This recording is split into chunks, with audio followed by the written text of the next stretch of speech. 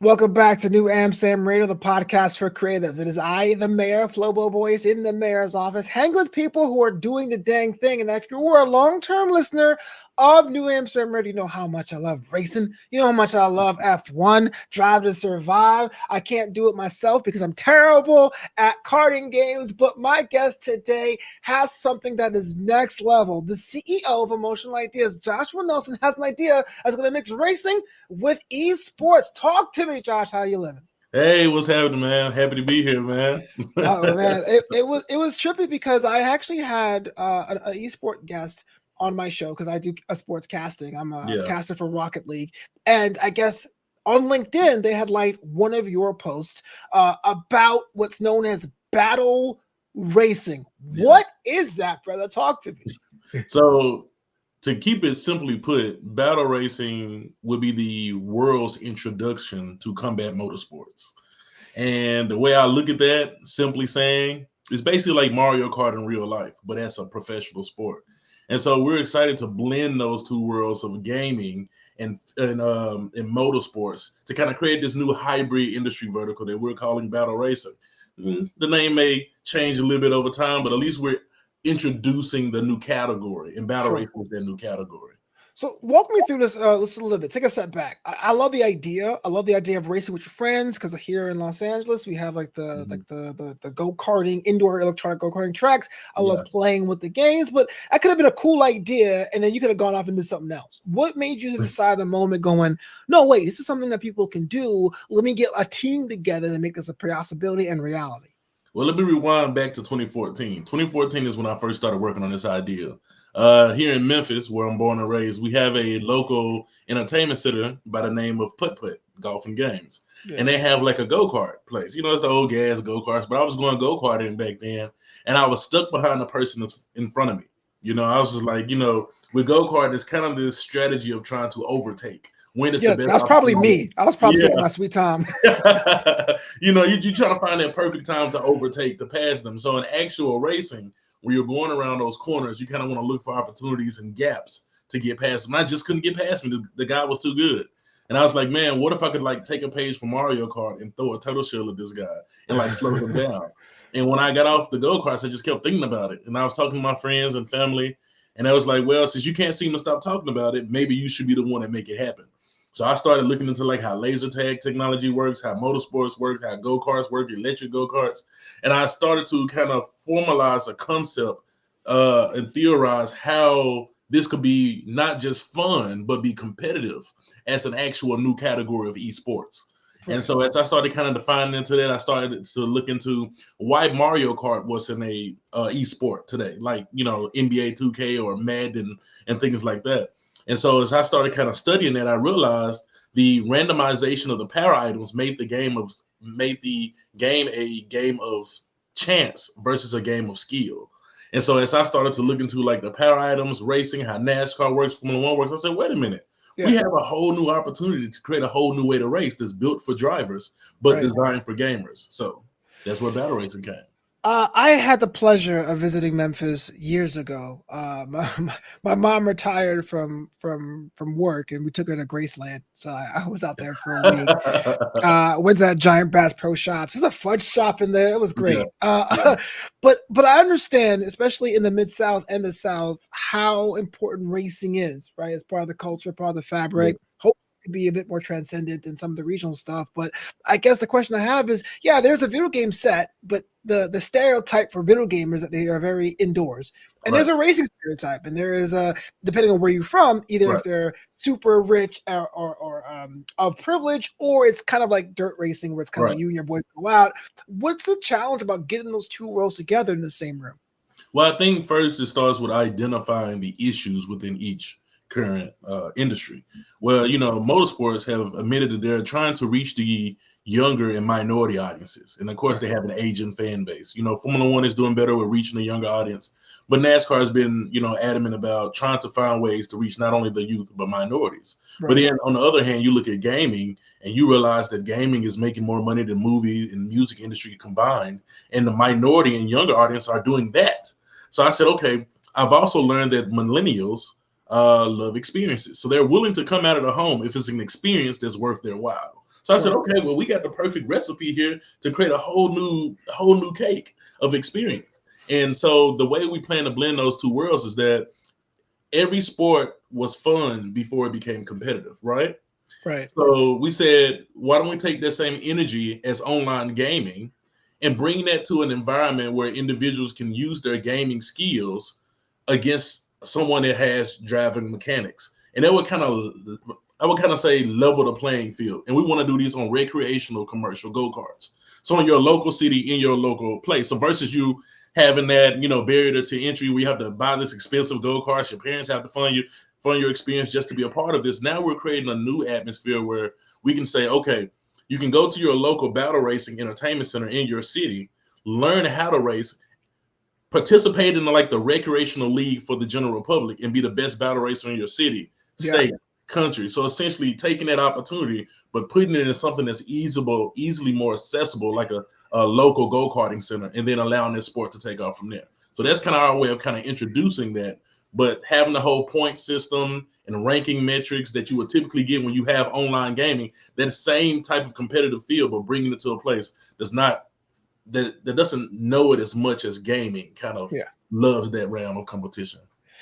There's a lot of interesting mechanics when it comes to the game. We'll put that in the show notes so you can probably listen to that at your own leisure. But look, a lot of times I have entrepreneurs on the show, and I'm not trying to compare different industries because everyone's different, but usually something on a smaller scale. Hey, I thought of a cool fashion line. Like New Amsterdam started off as a notebook company, for example. But this idea, you can't really just go and do it yourself. You have to assemble a team like Voltron or the Avengers. So talk to me like that. Getting people on board to say, you know what, here's a vision now and years down the line.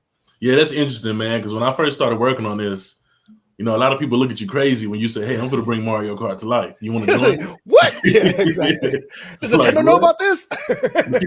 One thing I've known about people is they may not be so quick to join you, but once they start to see momentum, people kind of tend to fall in line. So as we started to make momentum, and it went from just talking about it to having the concepts and the pictures, then from having the concepts and pictures to a granted US patent, then from that to prototypes, it's kind of easier to find people because a lot of people are just big little kids. So Mario Kart came out in 92. So a lot of people are aware of games like Mario Kart, TV shows like Speed Racer, or movies like Death Race. So it kind of resonated with different people in different ways. So I state what I'm trying to do. I take the first step and trying to make it happen. And I have individuals that reach out to me that says, hey, I love not only the concept, but I also love your character. Let me help you achieve your vision. And so, that's the most genuine way that I have pushed forward with this was finding like-minded individuals that not only believed in what I was doing, but also believed in my ability to make it come to pass. Quick question. Favorite 3 racing games or karting games? I know we say Mario Kart a lot, but Diddy Kong had a crown for a while. I mean, let's be real. Are you a Need for Speed guy? Are you in the Forza? What's your favorite games? I like games like I love Mario Kart and Crash Team Racing, but there's other games like Twisted Metal that I really loved playing. Right.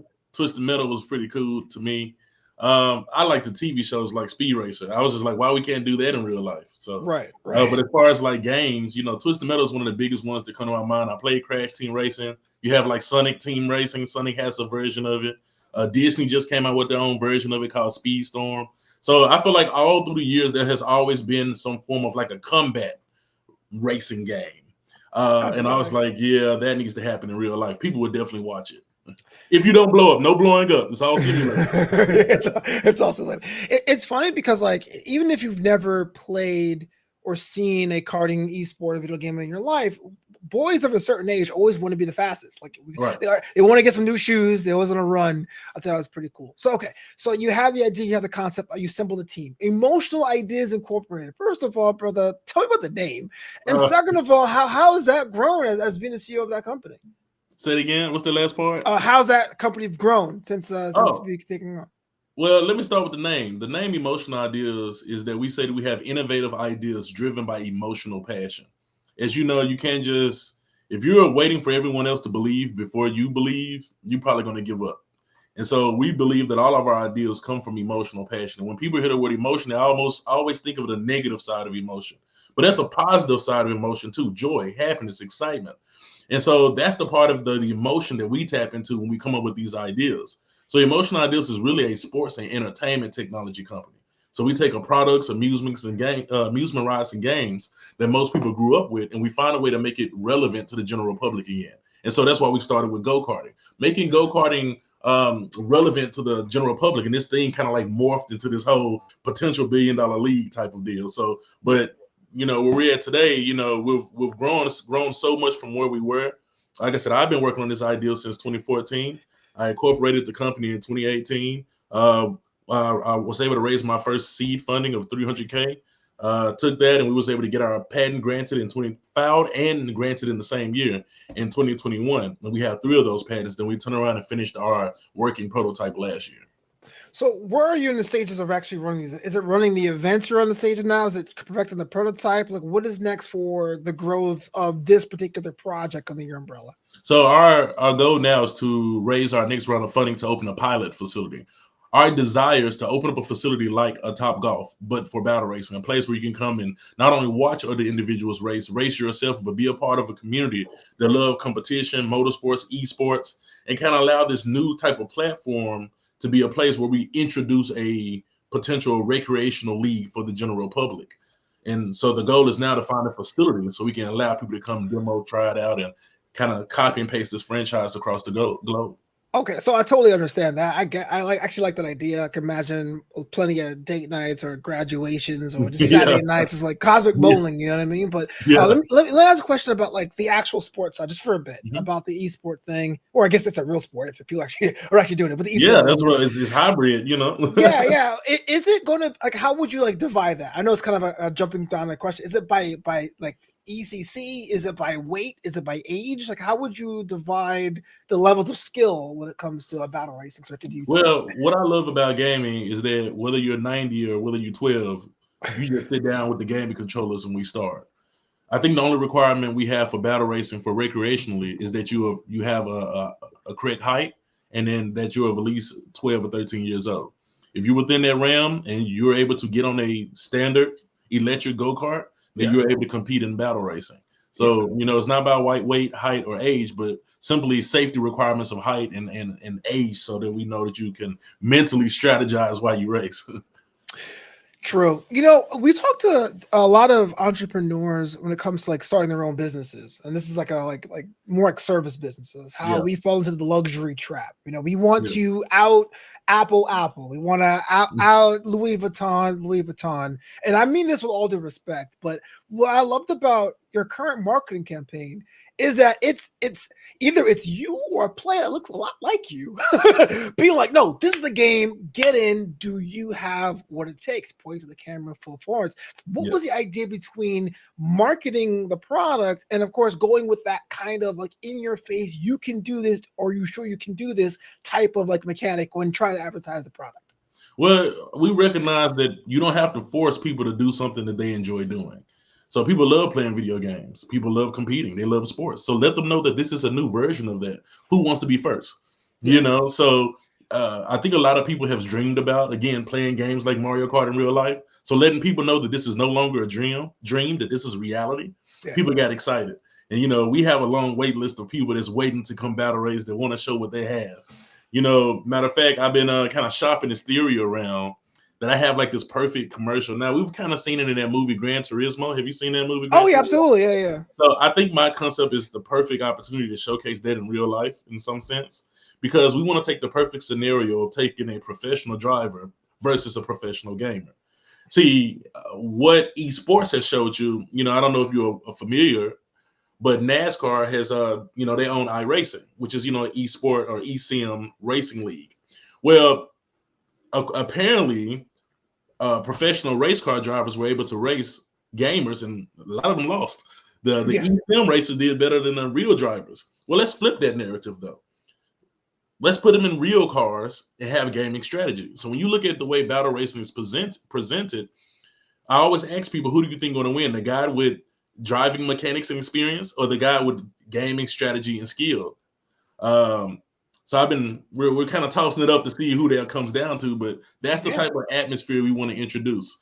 Maybe we can get some retired race car drivers and put them in some of our vehicles, because not only does our patents cover smaller engines, but our patent also covers larger engines. So once we successfully introduce battle racing to the world as a recreational activity on go-karts, we plan to put this on bigger, faster vehicles and introduce a whole new professional league. Shout out to Racing Prodigy. I did some work with them last year and the casting of their racing thing. Because actually, you were saying about the kind of structure you have for potential esports applications, and I know I'm kind of going down the esport route because I am a shoutcaster. But what do you see that? Because I know there's kind of like a debate between the hybrid way of starting a team, launching a team, qualifying, moving up the ranks, versus franchising, like having a battle racing league and having teams within that league. I mean, as far as a growth of that sport, are you thinking more of like a homegrown grass, like how motorsport is, or the franchise model for teams? Well, we kind of got like a mixed version of how we see this.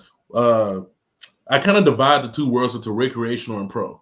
Okay. So when I speak recreational, I'm talking about we copy and paste these top golf-like locations across the US, and that's the league for the general public. Correct. But then we turn around and have the bigger, faster vehicles for a bigger track in an arena environment for the pro league of battle racing. And so they each may operate different. So how we foresee the recreational league is like you as an individual player. You know, you may be racing and be good enough that, you know, Red Bull comes and said, hey, you know, Joshua, we like the way you race. Can we put our logo on your shirt every time you race?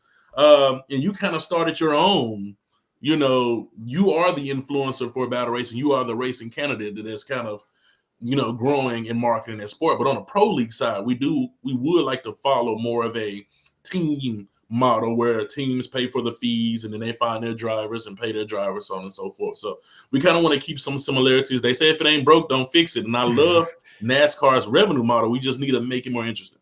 Yeah, and I love the fact that you have the patent, because a lot of my friends, in advance of this interview, I was asking, because I have friends that are go-kart people. I got my friend Chris Caddis, got to give him a shout to Caddis Racing. They are in the ACC league, GT3 class league. So I was like, yo, any questions you want to ask? Because I got the battle racing guy right in the building. But you know, are you worried about Nintendo being like, excuse me? Like, are you worried about Sega? Are you worried about Topgolf coming up with their own stuff, even with the patents in play, because they have the head start?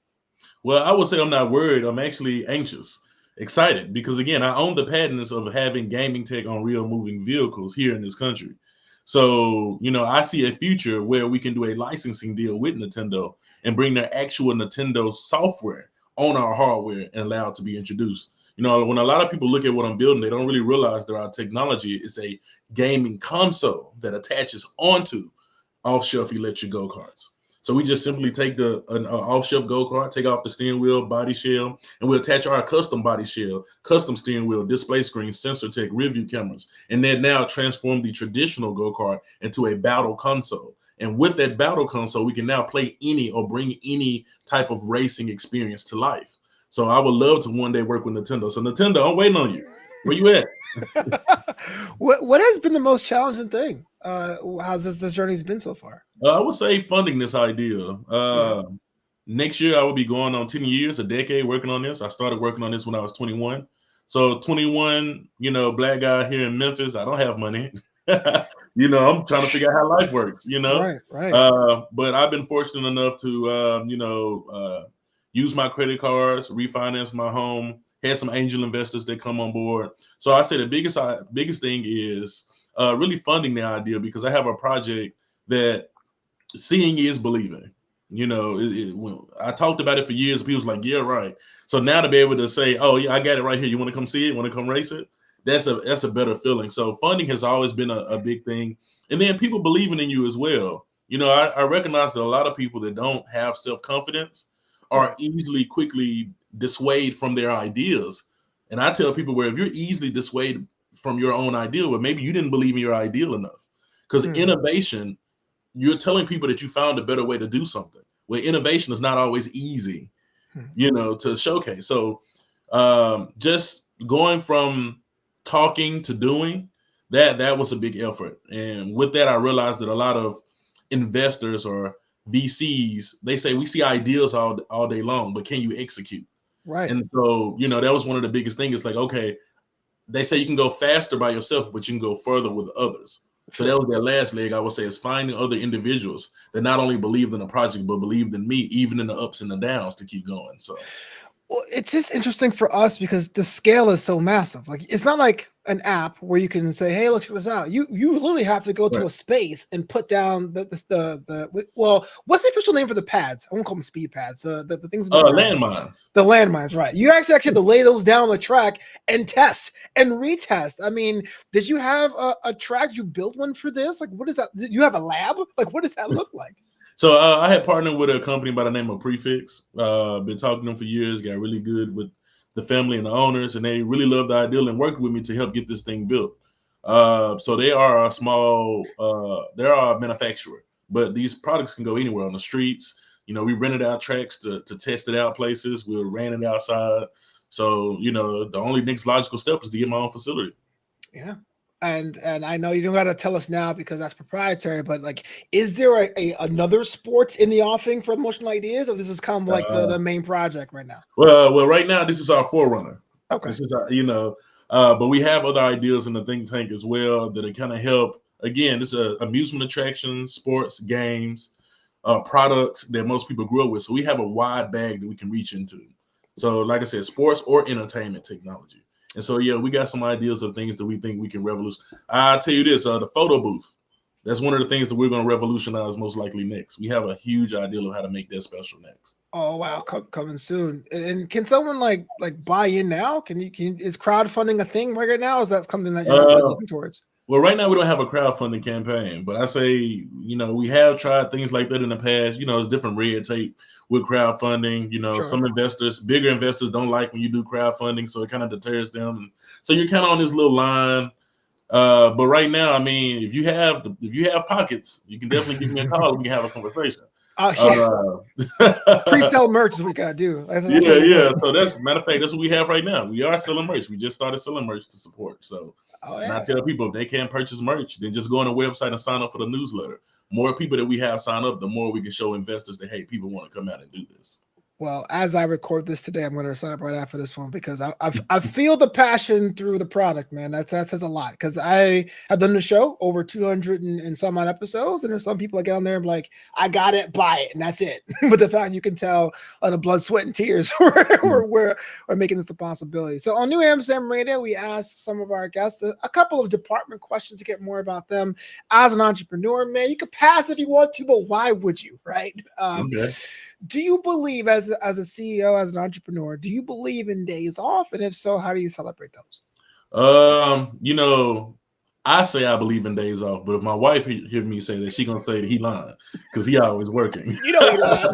but in my mind, I take rest. I believe rest is very important. You know, my mind is always going. Even when I'm sleeping at night, I'm a dreamer, so I'm always dreaming. So, you know, it depends on how you view rest. But yeah, I believe at least once a week I try to, you know, take a step back, spend time with family, wife, children, get rejuvenated and get back in the game. Yeah, I think a lot of us do that called active rest, where it's like, I'm going to do 30 minutes of emails and then, you know. Yeah, right.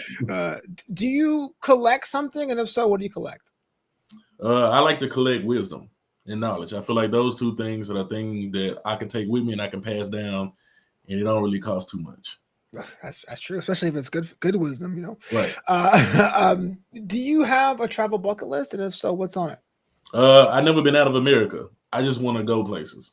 We're first though, brother. Europe, Africa, Asia, Australia. Yeah, I mean, you know, I want to go Greece. I want to go to Bora Bora. I want to see some water to see through and clear. Yeah. You know, places like that. I do want to go to Africa. Want to go to South Africa, most definitely. You know, I want to go to Israel. I just don't know how soon I better go to there with everything going on. But yeah, I hear you. Yeah, all you gotta do is have yourself the battle racing international circuit, and then most make sure the business pays for it. Oh yeah, that's coming soon. Yo, coming soon, we're dope. And lastly, man, I know when we were on those long hours working on our projects, what is your favorite junk food to keep you going? Junk food. That's a good question. I should have been like. I have not been eating any of that. Right. I went down from 245 pounds to 213. I've been. Let's go. That's a lot of work, bro. Especially when we hit that 30 hump. Man, you know, yeah, I've hit that hump now. And I'm like, you know, after 4 children, I was like, yeah, you know, I need to get some of that daddy weight off. Right. But I mean, honestly, I like chocolate chip cookies. It depends on who it's from, though. Okay. Subway has been my go-to lately. I Oh, don't know, Subway's maybe legit though. Subway's because it's legit. around the Yeah. corner, maybe. No, it counts. No, because I like my cookie soft too. Like the hard cookie, Yeah. it's cool, but it ain't the same. You know what I mean? No. So it's 2024, man. It's the beginning as we record this, man. What is going to be the end of 24 for Emotional Ideas Incorporated? What you got envisioned? I look forward to making an announcement, and I look forward to, God willing, I look forward to making an announcement of one of the biggest raises from our people from a startup. Crossing fingers across the board, man. Joshua Nelson, thanks so much for your time. Appreciate you. If someone wanted to learn more about you, your company, that newsletter, how do they go about doing that? They can go to battleracing.com or you can type in battleracing.shop. Either way, it takes you to the site. Click shop and you can either purchase merch or you can just sign in with your email address to be updated with the progress. Man. And definitely follow us on Instagram, TikTok, and Twitter at Battle Racing Live. Yo, if you ever want somebody with a heart of gold to come to Memphis, do some content, let me know. I'll fly in. I'll squeeze into a suit. It's cool. Yeah. Let me know when you're in the city, man. Get you in the vehicle. Yeah, for sure, man. Watch me capsize the thing. All right, yo, you have the Radar Podcast for Creatives. Thanks for checking this out. Make sure you check out Battle Racing. It's going to be huge. Get in the ground floor now. Thanks, brother. Thank you.